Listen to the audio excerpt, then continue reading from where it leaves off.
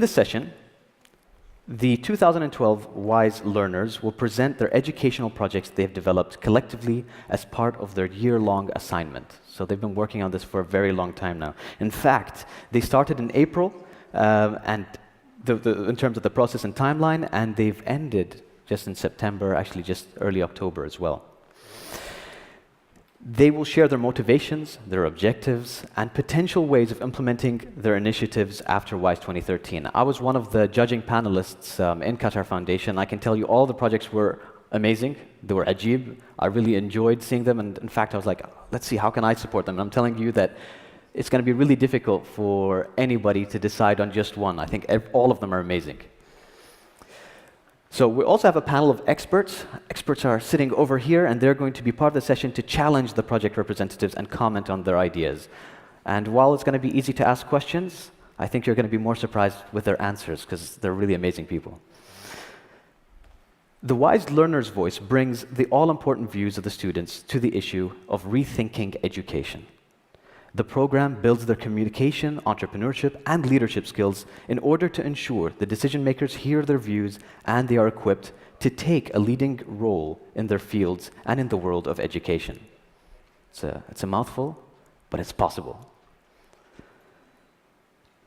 Also, what's really interesting is that the current Learner's Voice community comprises of 108 learners who were recruited in 2010, 11, 12, and 13.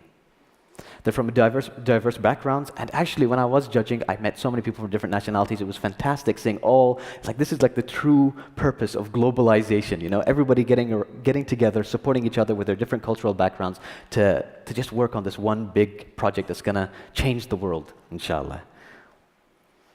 So, moving on, let's talk a little bit about the presentation, the projects that we have. The first project is called Camp Hire. The problem here is that many refugees camps focus on providing basic services, health, food, shelter, and primary education, instead of building the capacities of refugees to become self-reliant and responsible contributors to the community development. So what's the expression, like give a man a fish, you can eat for a day, teach him how to fish, you can hopefully eat forever. The existing camp approach can be said to perpetuate poverty and dependence. It's a strong statement, where refugees need to be empowered to live dignified lives and contribute to sustainable development. What's their solution? 3 related actions that bridge the gap between education, learning, and life. 1, entrepreneurship training for youth and teaching technical skills to found, manage, and grow small businesses. If you go onto YouTube, just Google some of the amazing small startups that have started up in Africa. You guys will be really surprised because they're amazing. And imagine if you could give them the skills so that even more people can come up with innovative ideas. 2, a business cooperative that generates income through employment opportunities and builds valuable lifelong skills. And 3, a startup incubation hub. So this is a little bit of a summary of the 3 solutions that they're looking at. Okay? Now, I also want to mention that you should all have the special form that you need to be filling out so that you can provide feedback and also judging. So please make sure that you fill that out. It's in front of you. If you have any questions, there's loads of people over here that will be more than happy on the aisles to help you out and answer any questions you have. So please make sure that you fill those forms out. Next up, we've got Earth Fellows, the problem. This project addresses the issue of low awareness of environmental problems among people in general and young people in specific, the lack of knowledge of tools and lack of the will to address the environmental issues. Solution here aims to address these problems through an environmental education program implemented by students, volunteers working with pupils in school. Youth organizations and communities will also be initiated and discussed with through civic activities inside and outside of controlled learning environments such as the classroom. Earth Fellows foresees, though, that through participation in the program, the participants of the project will develop an environmental conscience, which will be evidenced by the increase in both awareness and concern of environmental issues. Absolutely, education will educate. Early Bird is the last project. The problem here is reliable and timely health information that are essential foundations for public health actions and health system strengthening, being able to address health needs and plan actions in a community required for information about the health status of the specific community. Their solution? To build a simple designed, accessible, time-effective, easy to use, lots of keywords over here, medical application for smartphone tablets that healthcare providers can use to report diagnosed conditions or new symptoms. So this is an amazing solution. Next up, what I'd like to do is also introduce after explaining those different presentations of the group, I would like to introduce the experts to please come on stage, because they're the ones who are going to be asking questions to these amazing people. Yes.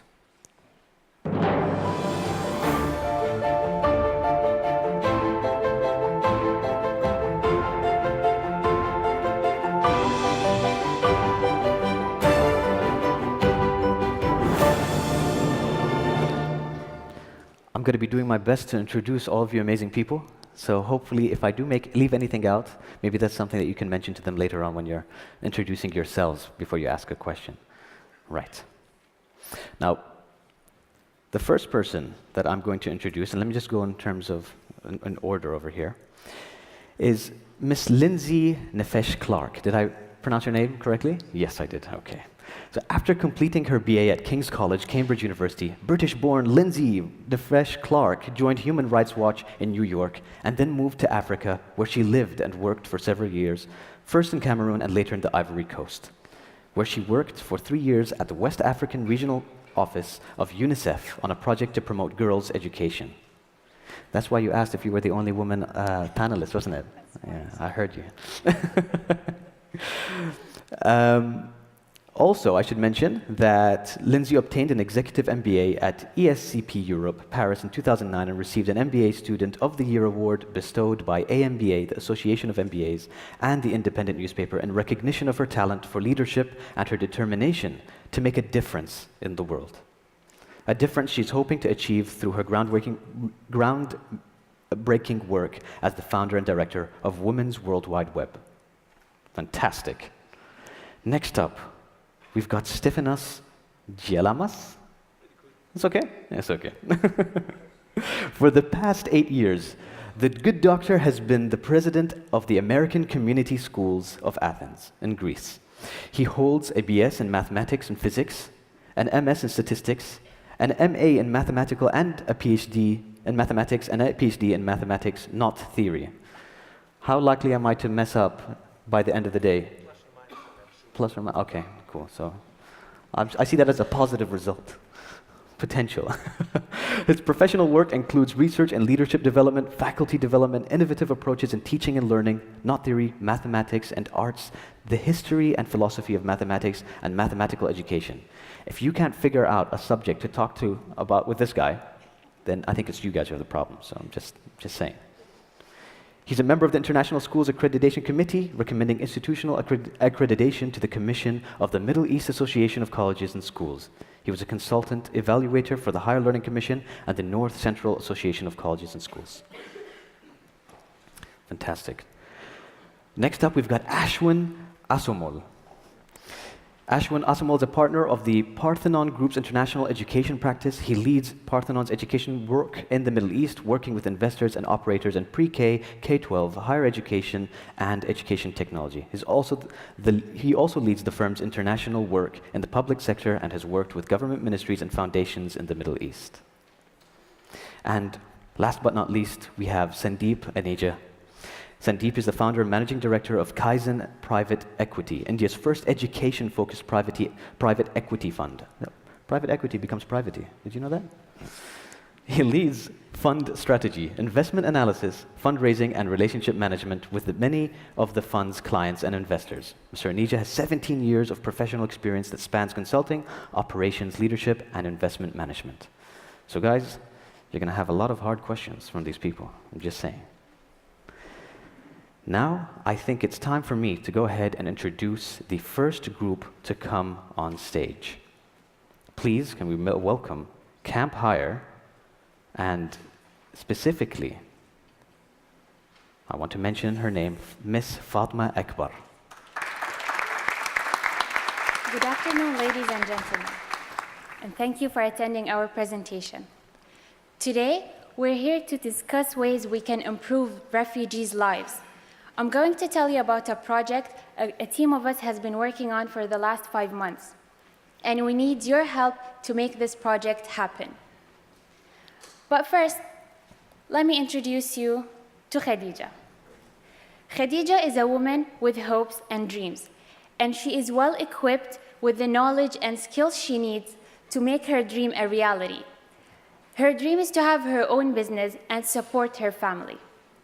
However, this is just a dream that she will not likely be able to achieve.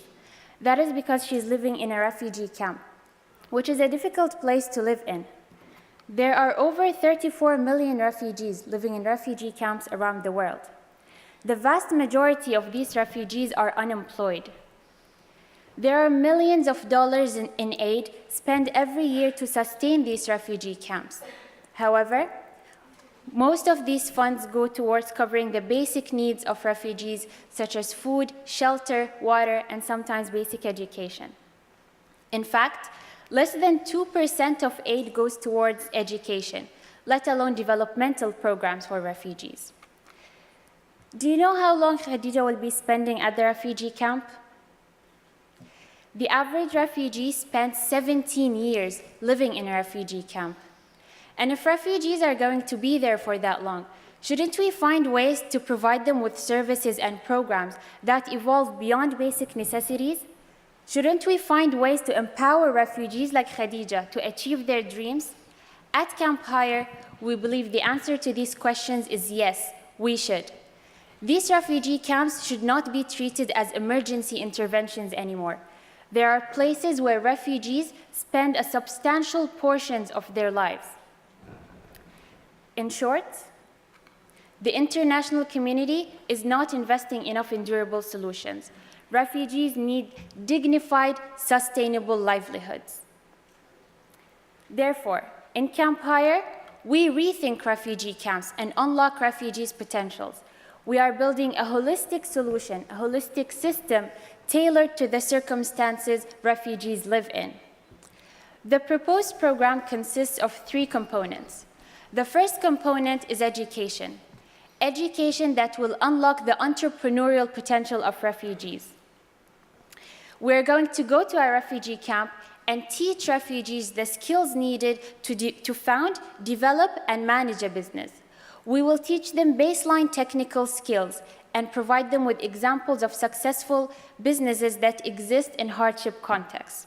So basically, it's an entrepreneurship education program tailored for refugees.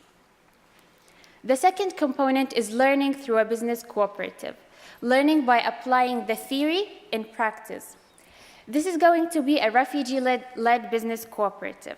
And let me spend some time explaining this component because this is where most of the money will come from to self-sustain the project. There are over 1,200 attendees in the conference today, right? All of you got one of the WISE bags. Am I correct? What if these bags were made in a refugee camp? What if refugees could learn how to make them, market them, sell them, and manage a business for them?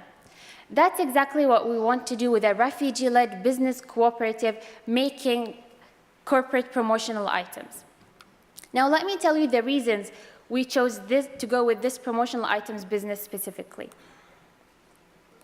The first reason is that these items are being purchased all the time. Companies spend a lot of money on these items every year. And by purchasing these items, which they already plan to purchase, but buy them this time from a refugee camp instead, they can tie it into their corporate social responsibility. Imagine if your bag said, made in a refugee camp, or this bag supports refugees' development. Wouldn't that be a plus for WISE itself? The second reason we decided to go with this promotional items business is that low-cost equipment exists to produce high-quality products, even in a refugee camp. And third, many small-scale sewing projects already exist in refugee camps making such items usually for other refugees, such as making school uniforms. So we know it can be done, and we want refugees to make a living out of it. Now to the third component of our solution. The third component is building livelihoods. We want to make sure that the education and learning they got from the first two components are supporting them for life. And we're going to do that by helping them establish their own businesses.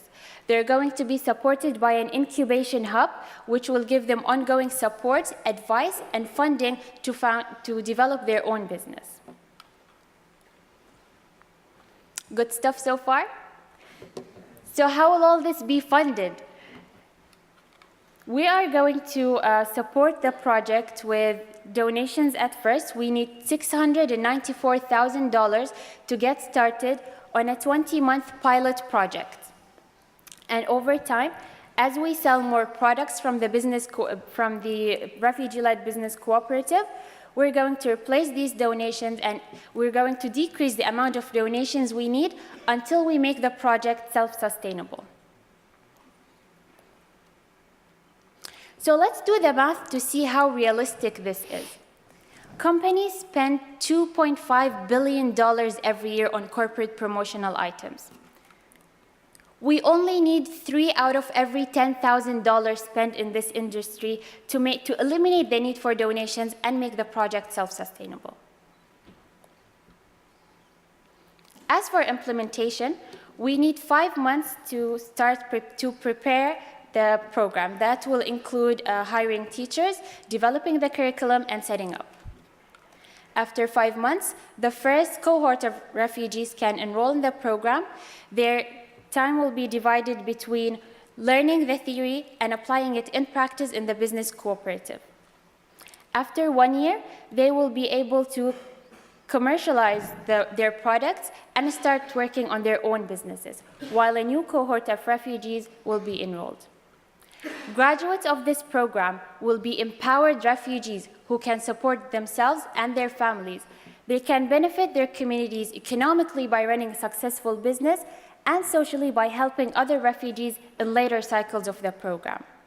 Khadija will be an empowered refugee who can achieve her dreams, realize her potential, and support her family, making a livelihood. To summarize the whole project, Camp Hire will invest in refugees' education, employment, and startups. This will create economic and social impacts.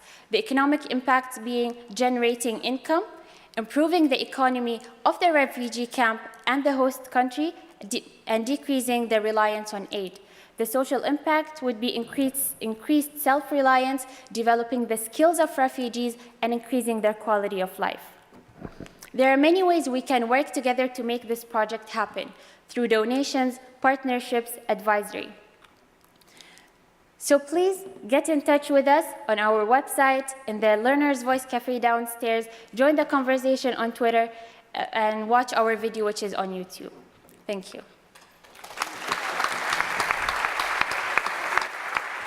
Thank you very much for that great presentation. Just want to remind you, everyone, that you have the feedback form, so please fill out the feedback form as you hear the different presentations and you have some questions. I'd like to invite our experts to please ask one question each. And so we're short on time because we want to go through everything, so please. Okay. An excellent project providing entrepreneurial training and sustainable livelihoods, so really congratulations. I'm going to dive in on the question of financial sustainability. Mm-hmm. So the funding mix for financing this project is approximately $694,000. And you said that through the cooperative business, that's how you intend to generate revenues. So my question is, what is the projected growth of this revenue stream, and when do you plan to break even? That's a question that will need me to show you our financial projections, which is included in our 80 pages business proposal. But to summarize, this figure, the $694,000, is the startup cost. So about 30% of it would be the fixed cost to start the project. About half of it is management costs, and the rest would be the ongoing costs. So a big part of that cost is not recurring costs. So That number needs further discussions if you're interested to know when we're breaking even in these details. Hello. Yes. This is nice not to ask you any mathematical question. So, reading this incredibly well-written document, realized from your literature review that there are other projects like this. So therefore, I pretend I am an organization leader, and I pretend I'm a business member of organization, and I say, well, what is so different in your idea than an idea in other camps that they have done? So therefore, just give me only one compelling reason.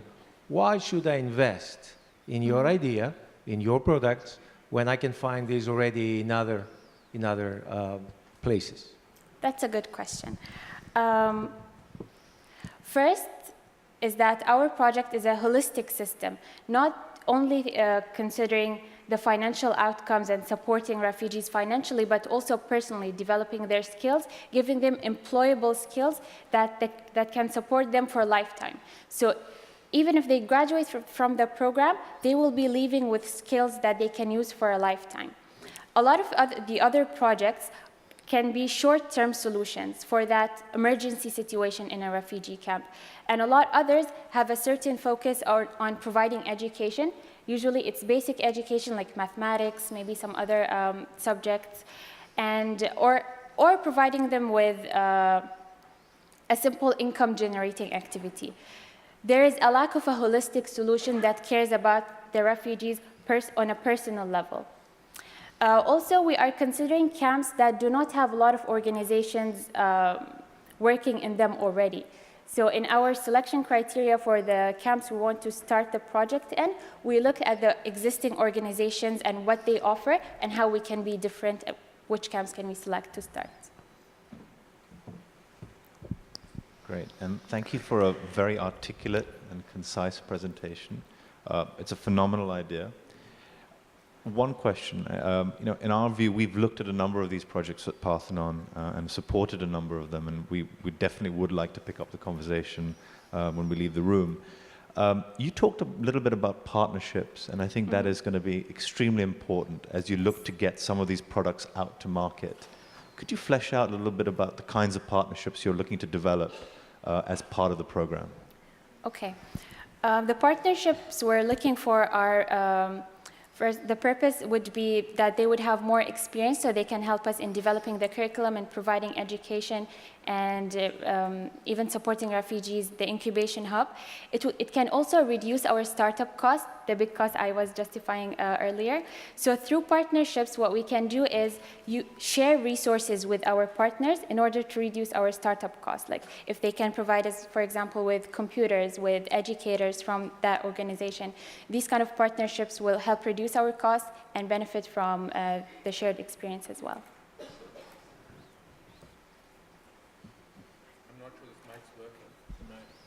You can have, sure. It's a really impressive presentation. Thank you. The thoughtfulness behind this is touching to all of us because, as we know, globally some of the best societies have emerged from refugee camps. Mm-hmm. And I know my parents went to refugee camps 50 years ago, and the only thing that took them out of where we are today is education. So this is clearly an area which is important and interesting. But one question that comes to mind is that each refugee camp is a different refugee camp from another. True. Generalizing across camps is very, very hard. Mm-hmm. Some camps are created through events. Some are a part of life now. They are just the way people live. What type of refugee camp is your initial target and why? And within that, how will you instill, sorry, second question, I'm cheating. How will you ensure that you are, going back to what you said, Khalifa, you're not going to give them a fish, but teach them how to fish. Mm-hmm. You have a choice to be a provider of education or enabler of education. So two questions in that, which path do you want to go down? Number one, what kind of camp is your target, and whether you want to be a provider or enabler? Yes. So in our extensive research before in the process of developing this project, we found that there are 125 countries hosting refugee camps around the world. Some of them have the basic needs covered. Some of them are still struggling to cover these basic needs. Our project is targeted towards refugee camps that have their basic needs covered, that they have an infrastructure that can be able to host such a project. So, for example, some of them even have internet and transportation system, and they're well developed. They have the basic needs covered. What's lacking is a developmental program for refugees themselves. So these are the kind of camps we are targeting, and we have a short list of the camps we want to start the project in. And your second question? Enabling of education versus providing education. Yes. So that's the goal of entrepreneurship education. Teaching entrepreneurship means to teach them how to have an attitude of a learner who always wants to learn and develop themselves, and have a mindset of an entrepreneur on how can my education help me support my life. So that's the purpose behind a holistic approach, rather than just going and establishing a school, for example, in a refugee camp. Thank you very much. Thank you so much again to Ms. Fatma and to the whole Camp Hire team. I would like to now also welcome Mr. Bilal Shakir from Earth Fellows. Nothing has shaped human history more than our use of energy. From the use of fire that allowed humans to cook, improve their diets, and develop more complicated and complex brains, to the development of the combustion engine. However, this use of energy is fast depleting Earth's resources and emitting carbon and filling it with the atmosphere with carbon, which leads to changed climates, altered landscapes, and destroyed livelihoods. The resulting extreme weather conditions, land shortages, and degradation have direct humanitarian and economic consequences, so much so that in 2011, the Secretary General of the United Nations, Ban Ki-moon, explicitly identified climate change as a threat to international peace and security. Over here, before we move on, let me briefly go over some of the problems that the environment today faces. First of all, there is a disconnect between environmental attitudes and environmental behaviors, in essence, between belief and practice. Secondly, a majority of people do not take personal responsibility for the environment that provides and sustains them. And finally, despite the fact that there are a lot of different initiatives and environmental educational programs, most of them are isolated activities that fail to sufficiently tackle the problem. And that is why our goal is to establish a network of young people, the Earth Fellows, dedicated to working collaboratively both locally and globally to confront critical environmental issues through education. Thus, the model will not only address the problem of low awareness of environmental issues, but also of a lack of knowledge of the tools, such as critical and creative thinking, that can be used to solve these problems and reinforce motivation that is a key ingredient in implementing any change. In order to demonstrate our project, how our model works in practice, let me introduce you to Maria. Maria is 19 years old and is a second-year student at the National University of Columbia. She applies to the Earth Fellows program, and after being accepted, establishes contact with a local school that is interested in partnering with the project. After that, she is invited to attend an international residential training workshop devised by the Earth Fellows team, where she will get the skills that are necessary for her to be able to implement the project. After she acquires this knowledge, Maria then comes back to her community and starts the educational projects with the local pupils. Over here, let me emphasize that these activities are not limited to just devising innovative energy solutions, but also include developing international campaigns through the social media, such as Facebook, through the social media and internet. The results of the project are then shared and published on the online learning platform, which is a place for discussion, exchange of ideas, tools, and resources for young people who are motivated and committed to protect the environment, as well as NGO professionals, educationists, and activists worldwide. Now, just imagine that this same path will be being followed by 18 different people on 3 different countries on different continents, who will work locally and network globally while implementing the project. The cost of the pilot phase of the project is $180,000, which will help us to kickstart it in Qatar, Haiti, and Colombia, thus laying the foundation of the international collaborative network that is critical to the project.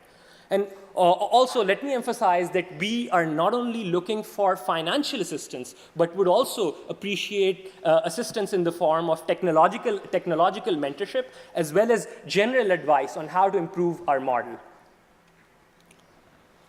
The Earth Fellows project will not only benefit direct participants in the project, namely the student volunteers and the pupils, but will also take into account and consider all other stakeholders in the equation, in the evaluative process. It will spread environmental citizenship both vertically from the student volunteers to the pupils, but also horizontally from the pupils to the peers, families, and local communities. And just visualize that this trickle-down effect will be happening simultaneously in 18 different communities on 3 different countries who will be exchanging information and ideas through this cooperation of the youth. The thematic focus of the first phase, of the pilot phase of the project, will be on energy use, which constitutes both the biggest opportunity and challenge faced by the world today. The general formula that the Earth Fellows program will adopt in order to solve environmental issues will be seeking existing innovative solutions and applying them locally. For a second, just to illustrate the model proposed by the Earth Fellows team, let me present to you the case of Haiti.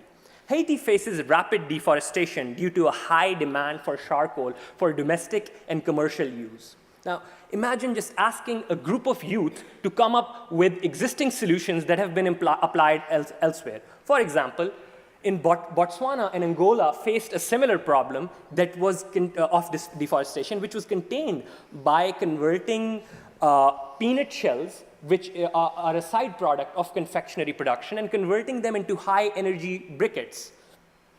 Through the Earth Fellows program, the youth will be empowered to identify ways on how to implement such existing solutions in their own localities. Now, you might ask, how are we any different from all the other environmental educational programs that are working out there? First of all, the Earth Fellows program maximizes the multiplier effect because, in essence, the results of the project will be spread not only within the communities, but also outside and worldwide through the online learning platform.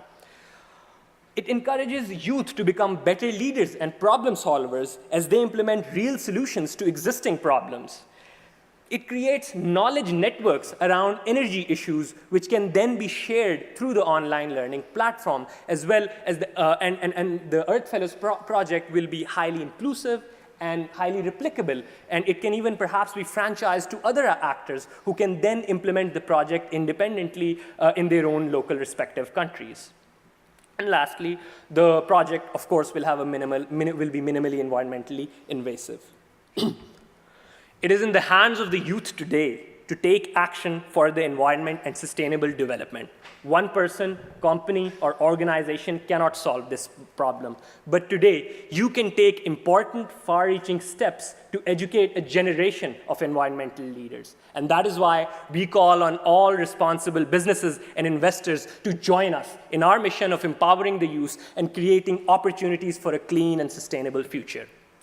Please feel free to ask me or any members of my team any questions that you might have. You can request an info packet by emailing us on info@earthfellows.org, or feel free to contact us, visit us in the Learner's Voice Cafe. Thank you.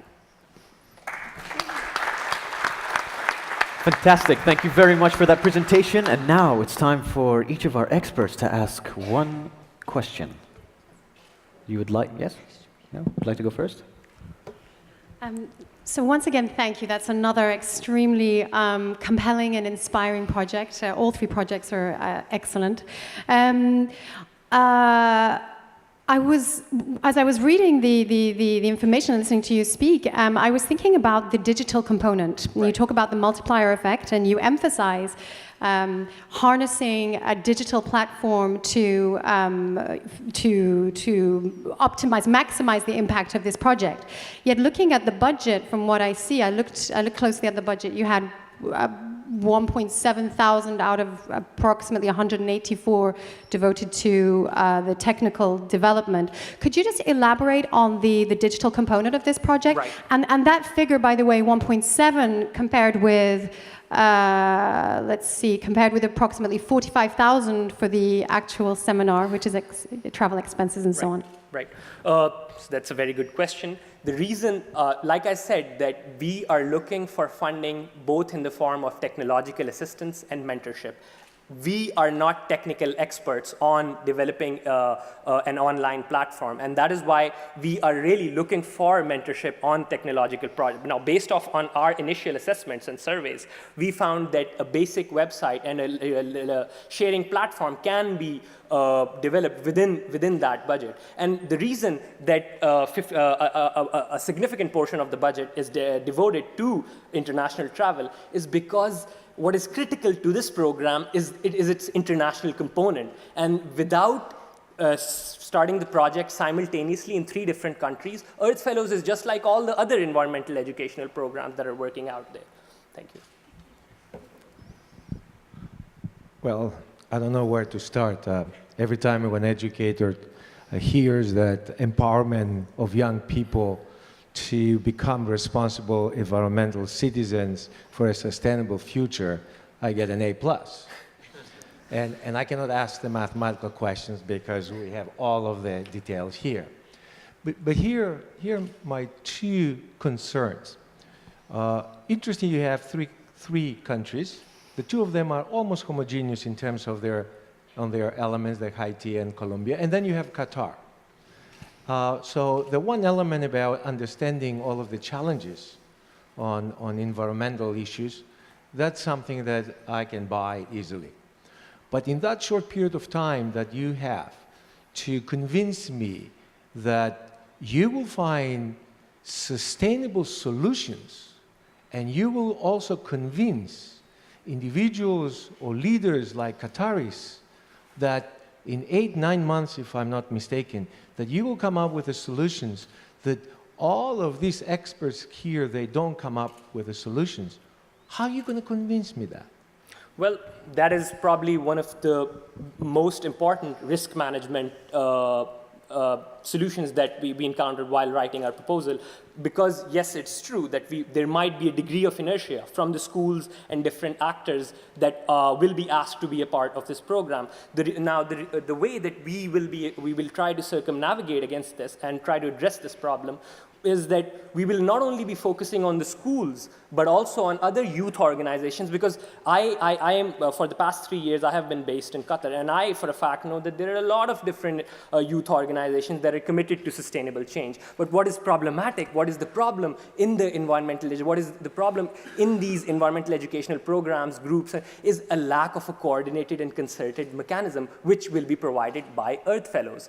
One way in which we will try to make them more willing to be a part of our project is that our model is designed to ask them for their input, and they can and consult them over the course of the project implementation. And also, I mean, I can understand that there can be a degree of skepticism towards changing the world within the span of 9 months, but the fact is that it is through these small activities that real change comes about. Of course, over the course of 8 or 9 months, we won't be able to devise some sort of aha solution to and solve and reverse the global climate change. But it is an effort. The most important thing through this project will be the installation of an environmental conscious, which will compel all people to become more environmentally conscious. And through these grassroots organizations, we will be able to promote change. And I guess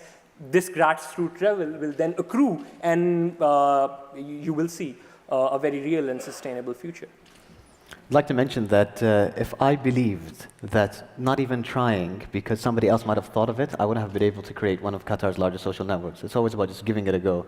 And a lot of people that always think that wisdom comes with age. And while that might be true, I think that ingenuity comes with youth. And that's why I think that the youth can come up with an awesome idea. That's just my 2 cents, or my 2 dirhams. Please. Bilal, thank you for another great presentation. Clearly, you're very passionate about what is a very important global issue. My question really was very simple. Just contrasting the previous project with this, there I think it was clear to see what success looks like. How do you measure success in terms of there's a revenue target that they're trying to achieve?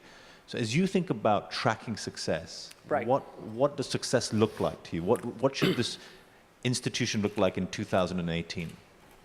Well, there will be 2 components in the answer in response to your question. First of all, there will be the tangibles which will fall in the monitoring part of the project, such as day-to-day.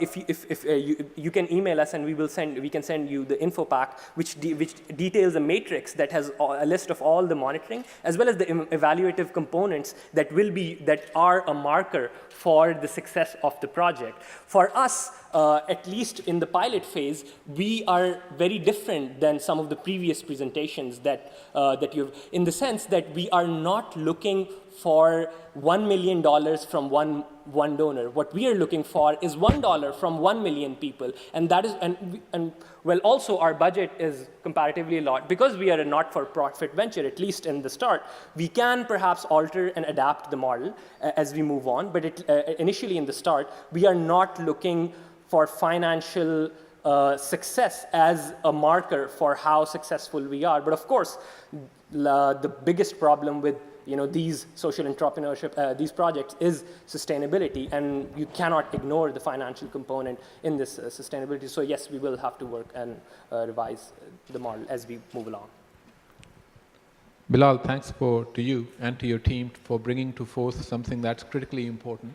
If you have to sort of break up the problem statements, you clearly are targeting an important global problem, an issue, which deserves a lot of attention, particularly from the youth. Thank you so much. While the camp problem is urgent to a greater extent, what I'm trying to draw from your statement, what you've produced so far, is how much effort you've been able to put in so far in understanding what kind of education will put your fellows through, whether you've gone to a point where you've developed a base of research in understanding the curriculum they'll follow, along with the networking they'll be able to do. It'd be good to understand what you've been able to achieve there so far. One of my colleagues in the project, Eva, already works with an NGO that does precisely that is devising curriculums and practices that can be introduced both in the workplaces and generally in other controlled environments, such as a classroom. So we do have a degree of experience, but then a more frank answer to your question would be that we have not yet devised a curriculum that we will be used, because at this point in our proposal, what we are looking for is what we have is the idea and how to go about it. We will be requiring assistance and mentorship from educationists who are experts in devising curriculums, and so that then we can impart it to the student volunteers, so that they can implement this project in their local communities. And it is my also pleasure to announce that Early Bird are going to be giving us a fantastic presentation. Mr. Emmanuel Akobaseri, please, could you come to the stage? Hello, my name is Emmanuel. A recent medical graduate from Cameroon, and I'm quite happy that one of the experts has lived and worked in my country. Being a wise learner during our year-long program, taking part in the residential sessions and taking classes in public policy made me realize a question. Should we believe all the data we receive out there? Should we believe the figures we see?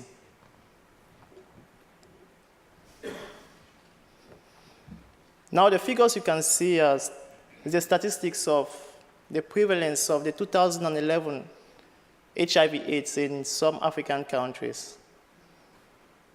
Can we actually trust these figures? Who collected the data? And is the research accessible? These questions are quite important because timely and reliable healthcare data play a vital role in education, research, the provision of quality healthcare, and the formulation of better policies by governments. Unfortunately for us, most developing countries do not lack such, they lack such data because of the non-existence of medical reports and comprehensive medical database. The solution is to have a reliable, timely, and sustainable health reporting system. And this is exactly the objective of Early Bird. Okay, with Early Bird, it's going to result in the creation of an easy-to-use shared reporting system in the form of a mobile application that is going to be used by health professionals to report timely and community-specific data. Now, how will the Early Bird project work? We are going to provide health professionals, that's doctors, nurses, with a mobile application that they are going to use for reporting purposes. The information we receive from them is going to be stored and managed in our central database. They could also make use of our application to share knowledge and experiences amongst them. The statistics from our database, in accordance with legal terms and privacy policy, is going to be shared with our partners, who are potentially governments, health-related organizations, businesses like pharmaceutical companies. They, in turn, are going to provide us with the resources we need to run our projects. They are going to make use of our data to strengthen education, research, and the healthcare system. For a start, we are going to start with a pilot project for 12 months in Cameroon, which is a developing country in Central Africa. We basically chose Cameroon because we think that our project is going to be more useful in a country that lacks our solution, thereby creating a market for it. On another hand, Cameroon is a relatively peaceful country that is presently investing on infrastructure and telecommunication, which is a necessity for the success of our project. Early Bird is going to have so many beneficiaries, starting from the local communities itself to the international community. It's going to be beneficiary to medical schools, public health professionals, researchers, health-related organizations, governments, and even businesses, as I said, pharmaceutical businesses. It's a very innovative one because we're going to have more reliable data. We no longer need to wait for a month or a year or a decade for us to have statistics. Our data is going to be real-time. We're going to discover changes as they occur, and we're going to provide solutions for the problems as they occur. Our data is also going to be transparent. There will be no need anymore for manipulation of data for whatever reason, maybe political. It's also going to be very accessible. It's going to be cost-effective in the long term, and it's going to create collaboration between different stakeholders, local communities, governments, non-profits, businesses coming together for a single goal. It's also going to be very sustainable. Geographically, we could scale the project.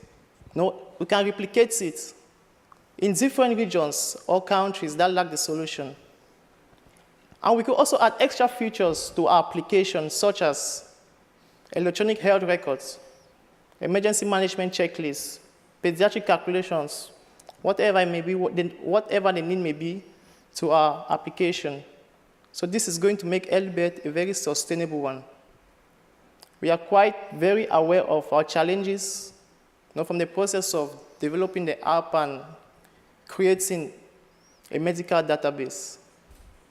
But our passion actually comes from our own experience.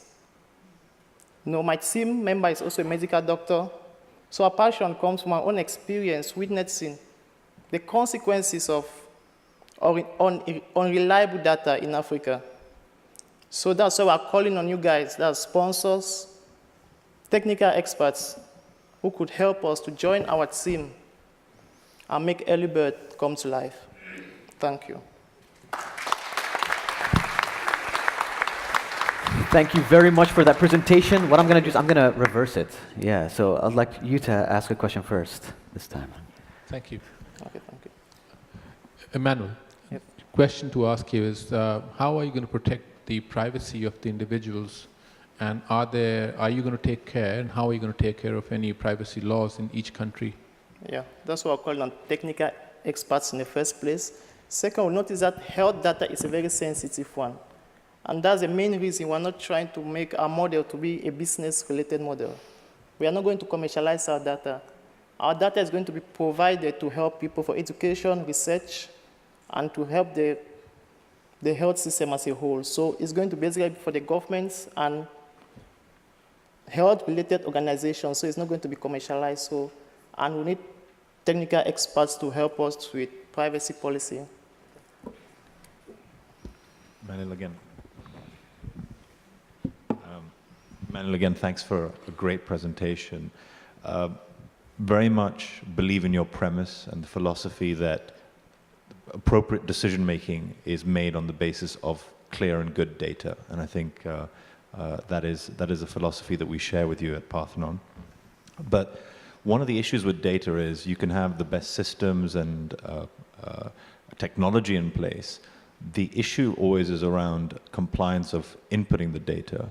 So how have you thought about the strategies to ensure that the people at the grassroots levels, the doctors, are uploading and inputting the data to make sure that you are getting a clear view of what's happening in your country? Thank you for the question. Actually, when we were developing the project, people got us wrong. They thought Early Bird was an app, an application. But Early Bird is not a mobile application, it's a system. That means we are controlling the health system of a country. We are going to be controlling the medical doctors. We know everybody who has our application. It's going to be a login kind of system application. So only health professionals are going to have the application. So make sure we are up to date with them.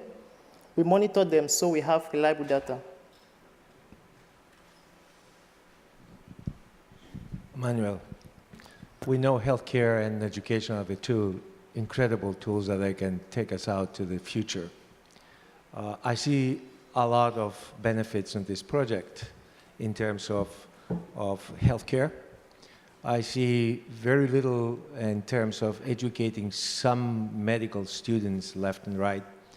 So, and the biggest fear for me is that when I hear that we'll partner with pharmaceuticals. So my question to you is, where do you see the educational component and impact of this project versus just the healthcare, which is, don't take me wrong, this is incredibly important and is noble. Wow. Okay, for the educational component, I've lived the experience. I'm from a medical school. I recently graduated from medical school. Most of our books have been, I don't know if I could say, shipped from the developed countries to our countries. The data we use are mostly from the developed countries. So from the researches, for example, if I want to prescribe an antibiotics, it has been said somewhere that we're supposed to give 1 gram of antibiotics for a specific disease. It was said there, but we have not done the research in my own country to know the amount I'm supposed to give. But that's what I'm going to do, creating resistance. So it's going to create a system where we'll give better education to medical students too, to tackle health-related things. So once again, thank you, really, an excellent presentation. It made me nostalgic. I did have the privilege of living and working in Cameroon. It's It's really empowering to see the growth of mobile applications used in the health sector across the world. And there was a report, you may know there was a report issued by the mobile industry, GSMA, and PricewaterhouseCoopers that said mobile phones have the potential to save 1 million lives over the next 5 years in sub-Saharan Africa. So it's really exciting to see what's happening. Clearly, there's a lot of growth. Your projects sounds fantastic. You say you plan to partner with the Cameroonian government, the Ministry of Health, and private partners. The question that came to mind was, have you conducted an in-depth market survey or needs assessment? Is that demand already out there and confirmed by the Ministry of Health? And have you conducted the market survey across the board, or how do you differentiate from other existing mobile applications? Thank you for the question. As I earlier said, Early Birth is not a mobile application. It's a system. For your question about the survey, the main reason my team also chose Cameroon was because a Cameroonian medical doctor who is on the ground. So I've done a little bit of research on that, and we need this solution. And we're going to look for other places that need the same solution as us and replicate the project in those countries. So if it's... Do you mind if I invite them onto stage just for 1 second? Is that all right? Yes, we will. Please, come on. This is the whole team. These are the people who are going to be changing the world right here.